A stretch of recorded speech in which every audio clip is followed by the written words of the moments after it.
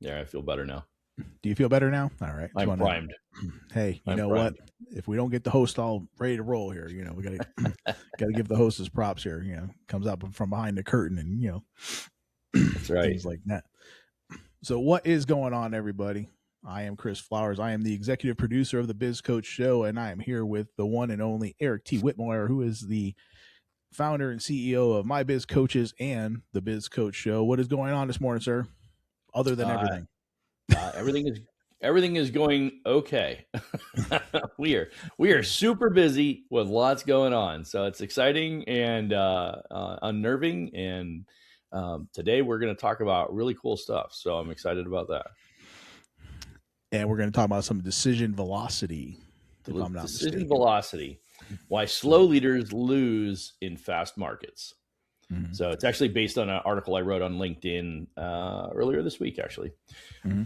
But so I think it's relevant, particularly because of the impact that we continue to have with technology and AI specifically. And there's a lot of distraction and a lot of disruption. AI is creating disruption, and everybody's heard about it. But then there's also this distraction that people are hearing, which is, well, AI is not actually doing everything that they thought it was going to do, right? And it's not as good as it was hyped up to be.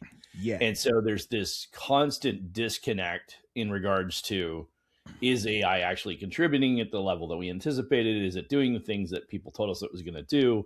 Were people just upselling us and hyping us up on all this kind of stuff? At the same time, if you look at how much has changed in digital marketing, coding, any of these, ask a coder today how hard it is to find a job right now, right? Ask a digital marketing person who's an entry-level digital marketing person how hard it is to find a gig. At best, they're on Fiverr trying to get a gig, right? I mean, that's not. Marketing agencies aren't hiring entry-level marketing people. They don't need people for those types of service solutions because we are able to leverage AI to do that. So the irony is I think in the grand scheme of things, that things are happening at a very rapid pace.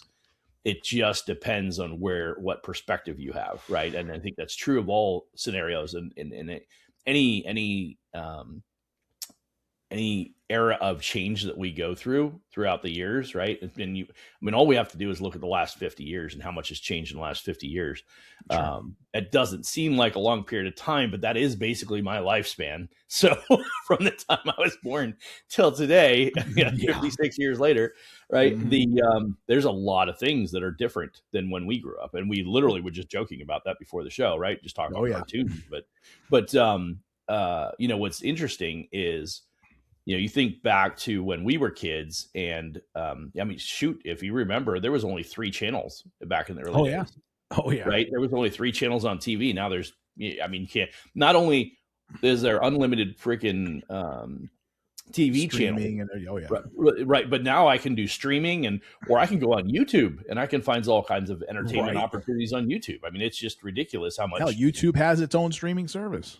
Right, exactly. So I mean, things have evolved in such a dramatic way in the last 50 years, and ironically, when we talk about decision velocity, we're talking about being able to make a decision while things are moving at a very rapid pace. And I think, I know for a fact, we've now had 136. I got a few more on the hook, so we're not quite there yet, but 136 clients in 6 years and 6 months. And what continues to bubble up to the surface all the time is the challenge that a lot of small business owners have. And I say small business, remember the SBA determines a small business owner less than 25 million in top line revenue. I believe in some areas they actually use $100 million. So, and many of us would say $100 million is pretty big business, right? I'm about to say, I guess I'm a pretty small business then. Right. And when you think, number yet. When you think about it, that, I don't know, well, it's not one company, but Elon Musk is worth, I don't know what, 300 billion or something like that, or whatever he's worth now. But I remember in college, Gates, when he hit $100 million, him and Warren Buffett and somebody else were rated around that 100 million range. And that was a big deal. Right. Elon's exceeded that. And that's what I said, when you think about how much has changed, in the last, even we can even go the last 20 years, just let's say 25 since 2000, right? So much has changed. So anyway, the point is things are changing at a rapid pace. And here's the problem. We have a lot of business owners, particularly the smaller business owners, the less I don't want to say less educated, but maybe less familiar with, let's say, technology or how businesses are being run today, as opposed to how we run a typical small business and how the bigger companies might operate, let's say. Yeah. And what's interesting is we keep running into these scenarios where people are like, yeah, I'm going to wait and see. I'm going to wait and see what happens. And so I kind of go back to that statement that I made earlier about AI. That's exactly it, right? That's the problem. And I go back to the point I made about AI. AI has been so disruptive in certain areas. Now, there's other areas where it hasn't really manifested the way that people had anticipated, but I think that's just a matter of it's around the corner, right? There's certain things that are really kicked off on, and there's other areas where it still has to be fine-tuned and tweaked. But the point is it's happening at such a rapid pace. And to your point, if I wait until whatever, put whatever word you want to put at the end of that in that line, right? In that open spot there, I want to wait until the end of the year. I want to wait until I see this. I want to wait until we reach this certain point. Chances are, you're already, to your point, the train's already left, and you're SOL at that point, right? And it's a bullet train on top of that. It is, and that's the tough part right now. Is in fact a bullet train, right? It is moving at a rapid pace. I did a presentation a couple of months ago, and I was talking about the creator economy, and we were talking about how the creator economy is evolving, because I continue to position My Biz Coaches myself, and more specifically, My Biz Coaches and more specifically myself, in a creator space, meaning I'm trying to build our brand. I'm putting out the messaging. I'm sharing with people what we do. That's why we created the podcast, right? And we play that creator role. Well, in that, what we're identifying is that or I should say, what people have identified is that they see the creator economy, which was approximately 250 million, called $250 million this past year. They're projecting that by 2027, just 2 years from now, that will be almost $500 million.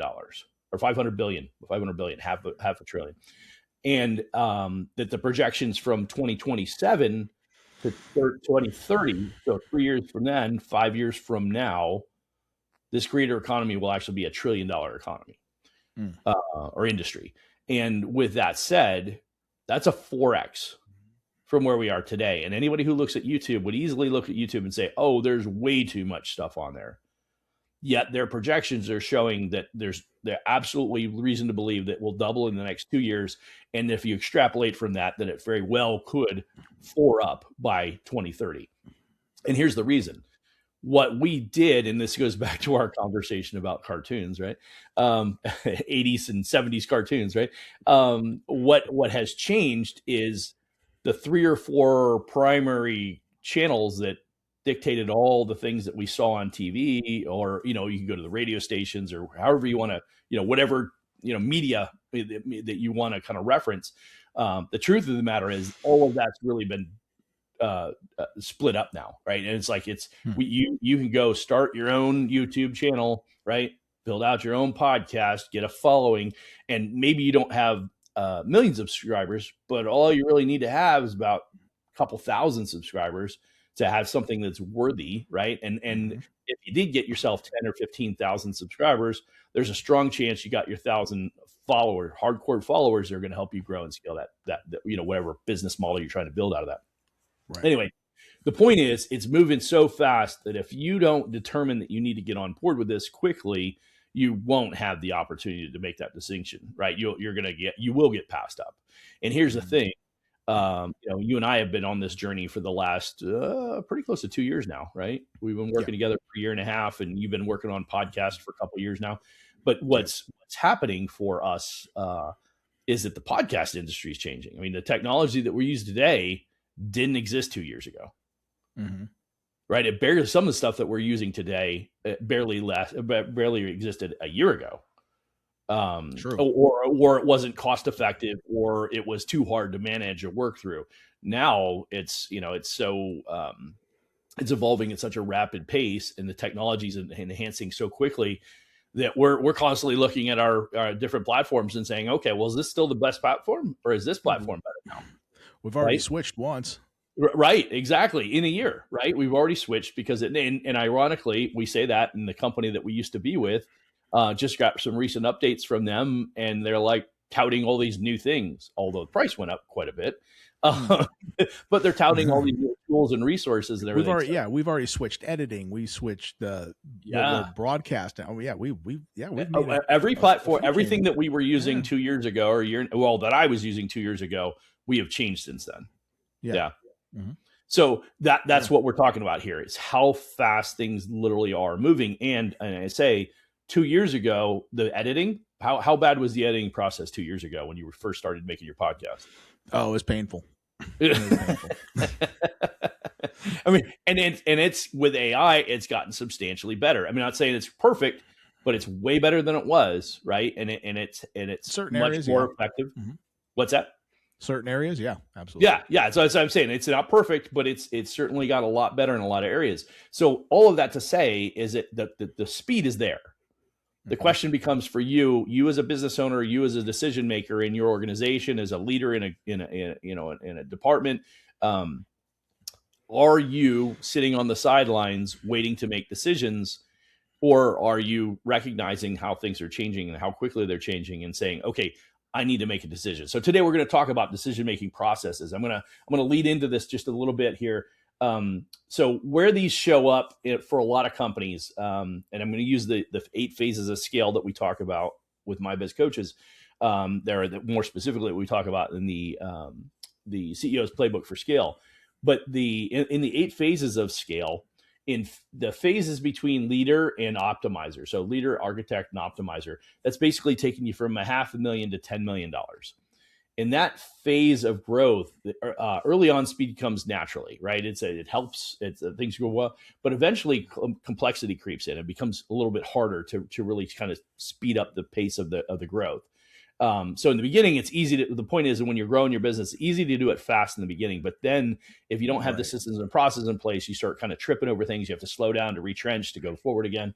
You also have more data, you have more opinions because you have more people involved in the process. You have more layers of leadership, maybe, or something like that you have to move through. And then suddenly every decision needs a meeting and a slide deck and a blessing from 9 people who aren't all available at the same time, right? Ever. And all of a sudden, as you grow as a company, this becomes a problem in the bigger companies, right?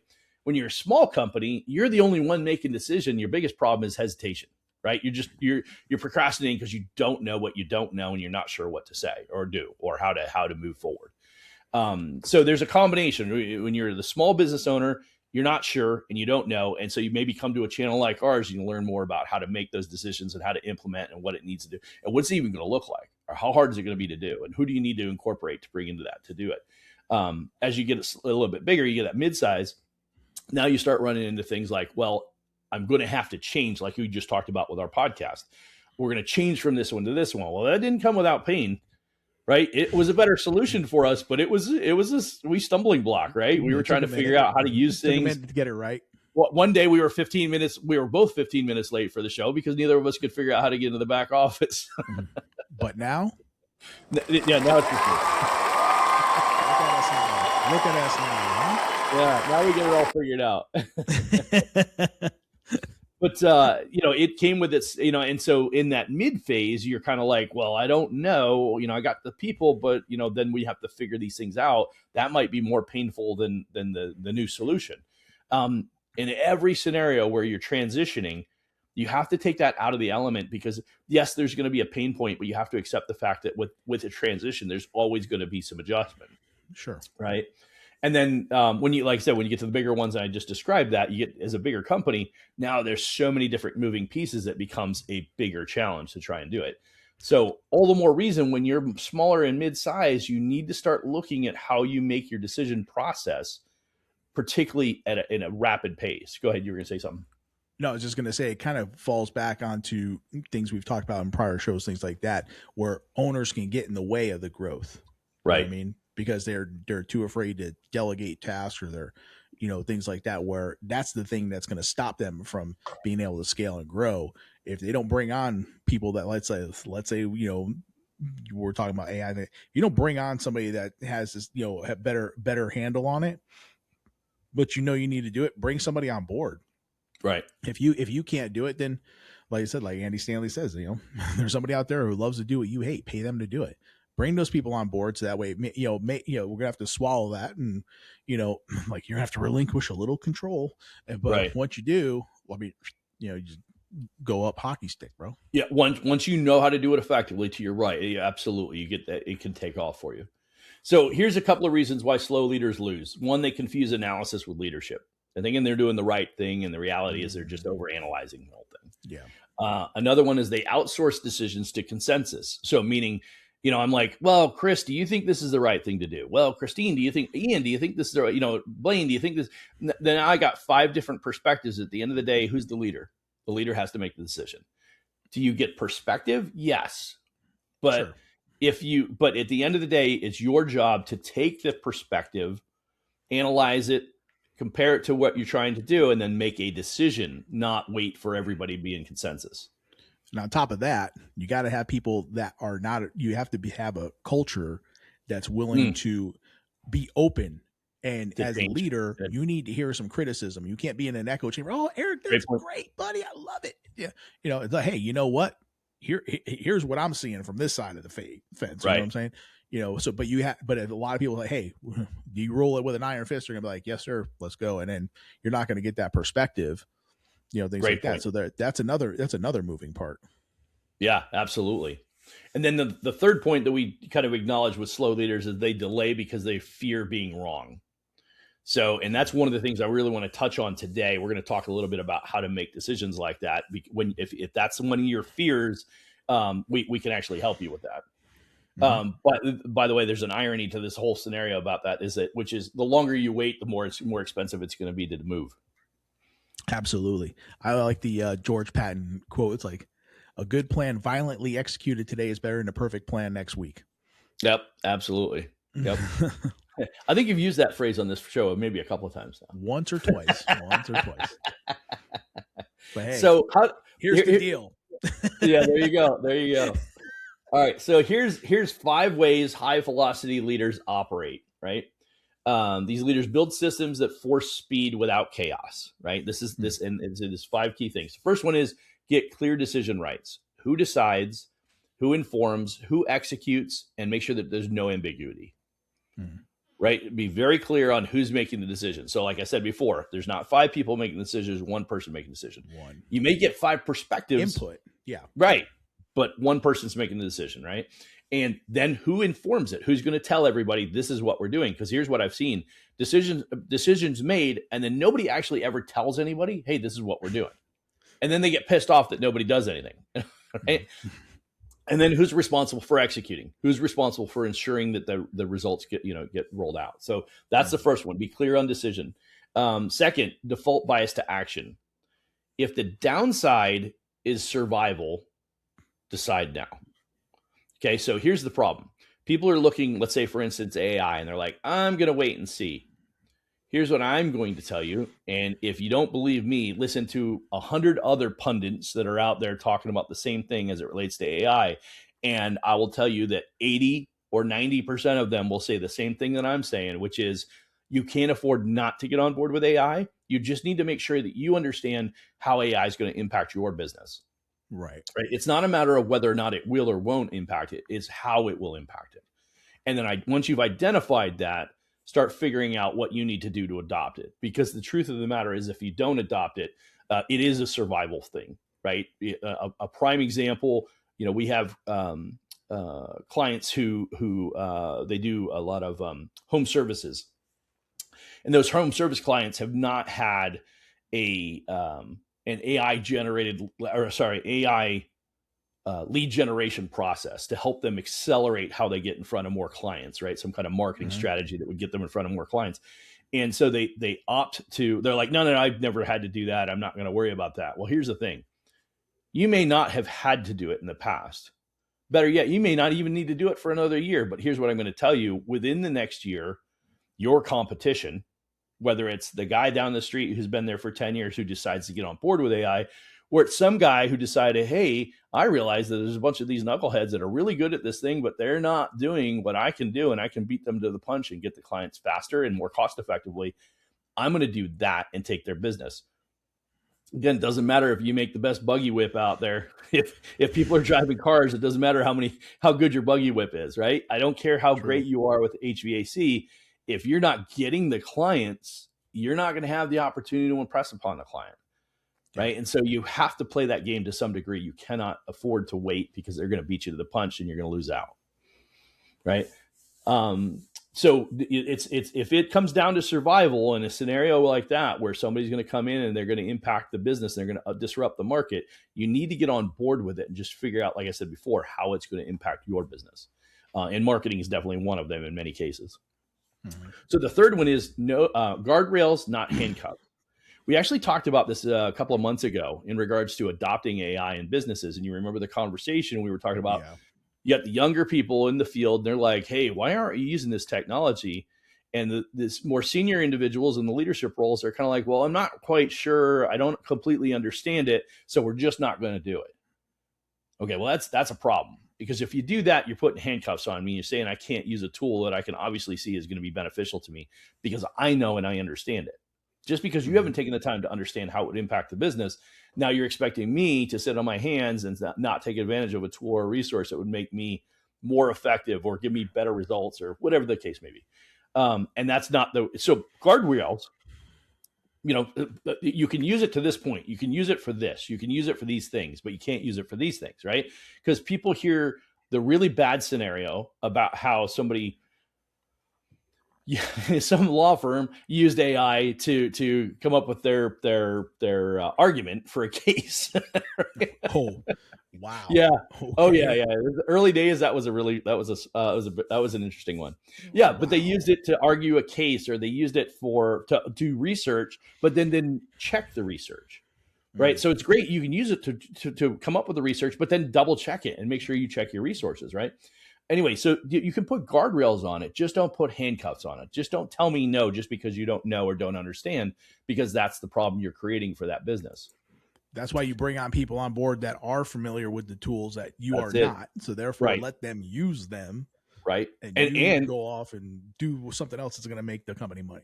Well, and what's important about that is that if you may not actually hire somebody, you just may bring in a consultant that's going to help you implement those things, or how to implement those things, or what would be the right things to implement, right?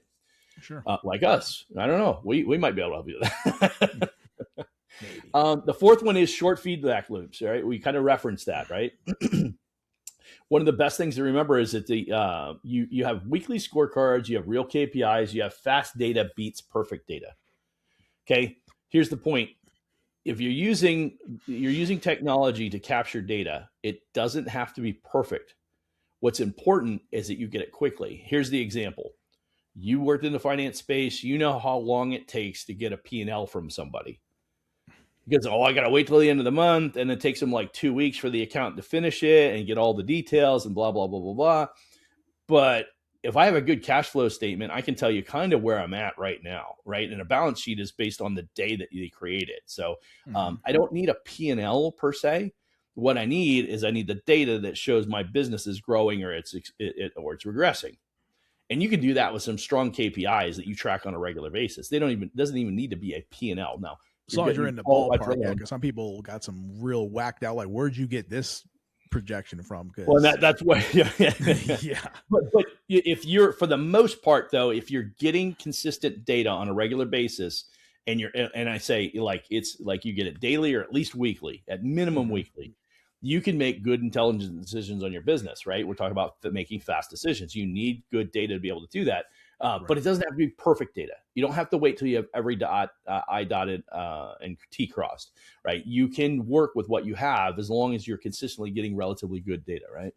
And then the last one is the post-decision ownership. Once something's decided, alignment is mandatory. You can't go back after you made a decision to move forward with something and say, oh, that was such a bad idea. I don't know why we did that. How many times have you seen that in a company? Oh, we decided to take on this new technology. We'll use this new software, this point of sale software, and it sucks.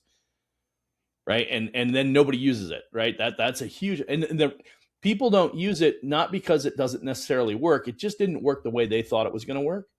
Mm-hmm. And so what I've literally seen this rolled out with companies. The problem they run into is that the people in the field are like, well, it doesn't do this and it doesn't do that. Well, it's an evolving process, right? It's not going to do that out of the box, right? It's going to have to adjust, or we'll have to make some updates, we'll upgrade or whatever. But what happens is they just don't use it at all. I've literally been with companies where like literally a software got rolled out, a multi-million-dollar investment into a software gets rolled out, and then everybody's like, oh, it doesn't do with this and it doesn't do that, so I'm not going to use it anymore. I'm going to use the old style. And so they just don't use it at all. After all that capital investment you put into Exactly. When you can imagine what that does, from the leadership side, right? They're like, well, they won't use it. Well, you probably didn't take enough feedback, but that's a whole nother conversation. But the problem is, and we talked about in the very first one, decision, who decides it, who informs it, who executes it, right? You need to be clear on that. And when you're clear on that, that will help that process roll out. So those are 5 things you want to consider as a leader who makes effective decisions. Couple other things, the key phase specific reality check for an operator or leader. So that we operators about 200 up to 250 to $500,000. And then a leader is at that $1 million range. As a leader phase is where it's the part of the business that you're really kind of focused on. So when you become $1 million business, you're starting to become a leader. You're leading through your people, right? At 250,000, you're the operator. You're the one doing a lot of those tasks, right? The point is that in that phase, you're the bottleneck. You referenced it earlier. You made the comment. It's often because the owner doesn't know better. And so they just don't do anything. That's where you really get yourself into a bind. At the architect phase, which is the next phase up, that's the $1 million to $3 million. When you kind of exceed the $1 million threshold and you're in that first couple of million, you're in the architect. You're starting to build those systems and processes to scale your business. Now your systems must decide without you. You have to have people in place that help you make those decisions. So kind of like what you referenced earlier, again, I bring in the people to give me the guidance and understanding of what's the right solution for us and how it's going to work in our business. And then the last one is the optimizer. And that's when you go 3 to 10 million. That's when you've got to make that leap. Now, the decision speed becomes a competitive moat, right? When you do that faster than your competition, now you've got competitive moat. Now other people are actually running to try and catch up to you. Right. Mm-hmm. So you get out in front of them, you get it executed, get it implemented. Now you're in a unique position because everybody else is looking at what you're doing going, oh, we should have done that. Mm-hmm. Right. But you have to make sure that you're prepared as you make those transitions in these different phases. And a lot of it, your decision-making process, you're going to take input and feedback, but somebody has to own that decision. Right. When you're taking that input and feedback, make sure you know who's giving you that feedback. If it's somebody in the field who likes things the way they are, they're going to be like that last example that I just shared, where like, well, we're not going to adopt it because it doesn't do what we want it to do, right? And sometimes it's sometimes it's a evolving process. Like it's not going to be perfect out of the gate. We're going to have to adopt it and evolve it. But that was lost in communication. That probably didn't get communicated effectively. Mm-hmm. So there's a lot that goes into all of this. And this goes back to the point that I said in the very beginning about AI. There's a bunch of people out there saying, "Oh, it doesn't do what everybody said it was going to do," because it got hyped up, maybe more than it should have in some regards. Mm-hmm. And I don't think at the end of the day that it won't live up to the hype.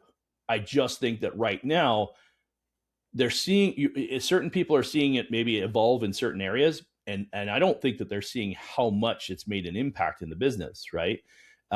Whereas if you're in that part of that industry, graphic design, it's not quite there yet, but man, I can see how in the next year or two, graphic artists, sorry, man, I don't know. You better be really good at AI because you could probably do the work of 10 graphic artists at that point.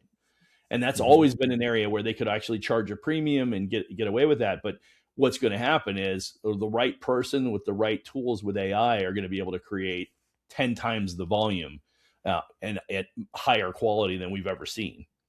Mm-hmm. On point, aligned with the guidelines that we want and the color metrics that we want and all that kind of stuff, right? But that's an area, it's not quite there yet. But if you look at what Nano Banana is doing, it's not long before that's going to be the standard, right?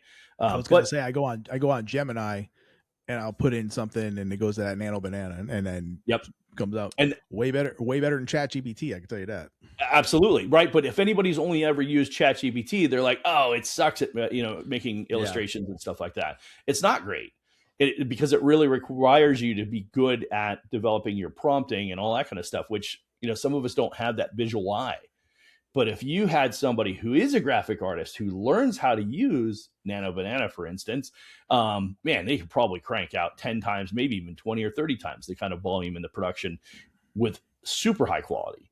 Right. Mm-hmm. And it may not be quite there yet, but I guarantee you in the next year or two, you're going to see some evolutions of that. So anyway, the point is, in some regards, it's already there and it's exceeding expectations. In other areas, it's not quite there yet. And some of us, based on our perspective on what we're expecting it to do or how we might have gotten sold into it or whatever. But the point is, we're looking at it and saying, no, it's not quite doing everything I thought it was going to do. Right. I can't quite have a sales conversation and close a deal for me yet. But somebody sold it to me as it could do that. Not likely, not yet. But, it might be 2 or 3 years. I can tell you from a customer service perspective, it's handling a large percentage of many companies' customer service engagement. And so to that point, they're not having to have somebody sit there in a call center and answer these phone calls, because now we have this AI solution that can monitor it over chat or any other function that they're willing to do, or the way that clients are willing to engage, and they can get their answers for the solutions that they need. And like I've acknowledged here on this call before, many times in an environment like that, the vast majority of the challenges that come up for a call center, for instance, in a customer service center, is often like 60 to 80% of them are often a lot of the same basic stuff all the time, which is why we create FAQs, frequently asked questions, right? Yep. The reason that we have FAQs is because these are the same questions that come up. Well, if I can all the time remove most of those, then I'm only down to just a small group of people that I need to handle the large, the volume that we get. The real intricate. Things exactly. Like that. Yeah. Yep. And so AI is not that point yet, but it can absolve probably 60 to 80% of those FAQs that are coming in and do it in an engaging fashion, more engaging than me just having to read a prompt or have some AI bot. Now I actually have an engagement AI unit that can actually answer my dynamic questions, which is a whole nother thing that we haven't seen before. And it's evolving. It's not 100% there yet, but it's coming. So my point to all of this is, don't make your decision based on what you're seeing right now. Make your decisions based on what you see and what you can project and where it's going, because it's coming fast. And you have to make decisions faster than you've ever made decisions. So if you're in a leadership role in an organization and you're finding it hard to push things through as it relates to, say, technology or something like that, I would strongly encourage you to get in front of the right people who can help you make those impact changes, or maybe consider that might not be a good fit, because I can tell you right now, there's going to be a large percentage of companies that are going to get so disrupted that they're not going to be who they were. They're going to be a shell of who they were, because they're not going to adapt quick enough. They're not going to make those decisions at the rate that they need to make them. And consequently, they're going to be on the outside looking in. Mm-hmm. Absolutely. No, you're right. Like I said, speed kills, man. Speed kills. Speed kills when you can't control the car, right? Well, on a football field, that's what my coaches always say: speed kills. There you go. Right. That's it. Yep. You get to that point of attack a lot faster than the opponent. Guess what? You that decision velocity. Yeah. Well, and it's funny you say that. You got to absorb that kinetic energy. Yeah. Well, that's a good analogy, because you think about it, when you go to the point of attack to make a tackle, right? And it's like, they get there faster than you. You're taking the brunt of the hit, right? And ask anybody that ever went up against Ronnie Lott. Yeah, right. Exactly. Well, not the biggest guy, but man, like a sledgehammer, right? Yeah. So, and similarly, that's the thing with this technology thing, right? I mean, it doesn't look like it's going to be a game changer. It doesn't look like it's going to completely disrupt industries. And if you're thinking that, it's because you don't see everything that's going on, that it's not quite there yet. But as it evolves, it's going to be like, and then it's just going to roll over you like a steamroller. Yep. So, but that's what we got for today. Absolutely. No, I said, I think that's, again, it's a, guess like you said, a disruptor. It could be Mhm. scary, or like I said, you got two choices. Here's the deal. Either you adapt to it or you die. That's just Yeah, the bottom that's it. line answer. Yeah, So and it's not going that's going to that analogy has always been real to a certain point. It's just going to become even more real and even more obvious, right, yeah, over the coming years, particularly but over it's the not next couple of years. impossible. It's not impossible to No. do because if we are of a certain age, that we were around before the internet. You know, but I mean, let's be And real. here we are running a podcast on the internet. Right. Yeah. On the Who'd have internet thought, using right? AI. So it can be done, people. It can be done. Even if That's you're right. even if you're a Gen Xer, it can be done. That's right. So, but that's, and so but if you're that rigid though, I mean, Yeah. Well, that's you got, in my opinion, as a consultant with the organizations I work with, I'm like, if you're rigid, you're screwed. yeah. It's not an if, it's a when, right? It's definitely a when, right? And I've mentioned this before in the past. There's been technological evolutions that have not really panned out as quickly or whatever as we as expected. It's still happening. It's just happening at such a compressed rate. I mean, it's like, I talked about the compression of change in the industries, in different industries, because of technology. And for instance, what it's doing is it's taking entire industries, and what would take 20 or 30 years to evolve is likely going to evolve in the course of 3 to 5, maybe 10 years at the most.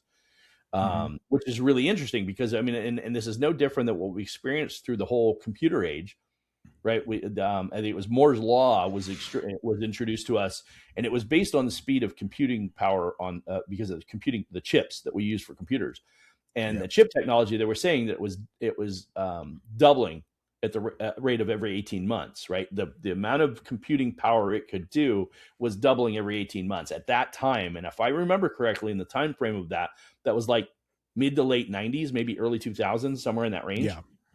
And now we haven't even seen this yet, but here's what's interesting, because it's not there yet, but quantum computing is on the stage. It's at a super high level, and only certain companies are testing with it and stuff like that.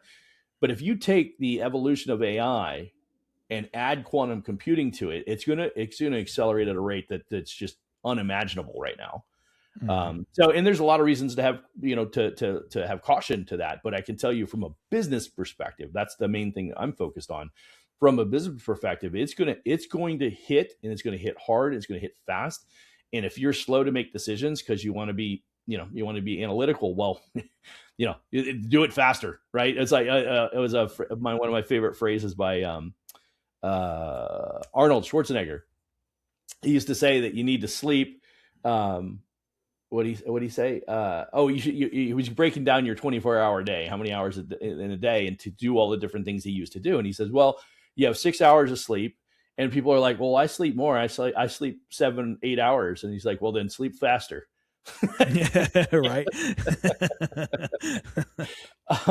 But that's it. Make decisions faster. I mean, that's really the topic of today is understanding that in the rate of change that we're living through today, you're going to have to make decisions faster, which means you have to get your information, which, by the way, if I want to find research, if I want to get research, it's at the tip of my fingers. I just Mm-hmm. need to know how to ask the right questions, right? If I want to find the people who have the answers, there's people out there with answers. It may not be the perfect answer, but will help you determine how to make your decision, right? They give you the information based on what they know and what they see out there, and then you make that decision. So don't give up the ability to make the decision. What we're saying is get the information, get it as fast as you can, and make a decision. Because at the end of the day, unless there's a reason that the decision is going to bury the company, if you can change a decision in 3 months, make it. And then if you were wrong, change it. I mean, that I lived by that motto my entire career. Better to Mm-hmm. make a decision now today than to wait to make a perfect decision later. Well, like I said, So, goes back to Patton. Just like I said, good yep, plan, violently executed. today is better than a perfect plan next Right. week. And that's the thing too. It's like, we know this from military too. Like I said, yeah, you go into a, troop movement. Like I said, you got an op order, but once rounds start going down range, fragos are coming like crazy. Yep. So it's like, you got to make the adjust, this is all Yep. there is to it, because the Yep. situation's going to change. Environment's going to change, resources are going to change. So you got to be willing to, it's like, what did Bruce Lee say about you want to be like water? Yeah. Right. Yep. So that way you can be fluid and you can, adjust accordingly. Yep. Right. Mm-hmm. Yep. Absolutely. We're going old school, all kinds of old school references here. We're old school references with new school technology. There you go. There you go. That's it. Well, awesome. Once again, I think we had another fantastic show. We'll go ahead and give you another round of well-deserved applause. Great job, sir. Appreciate it. And until the next time. Until next. Oh, hey, make sure you like and subscribe, damn it. Yeah. Like and subscribe. I already am, man. What are you talking about? Yeah, right. All right. And we're out.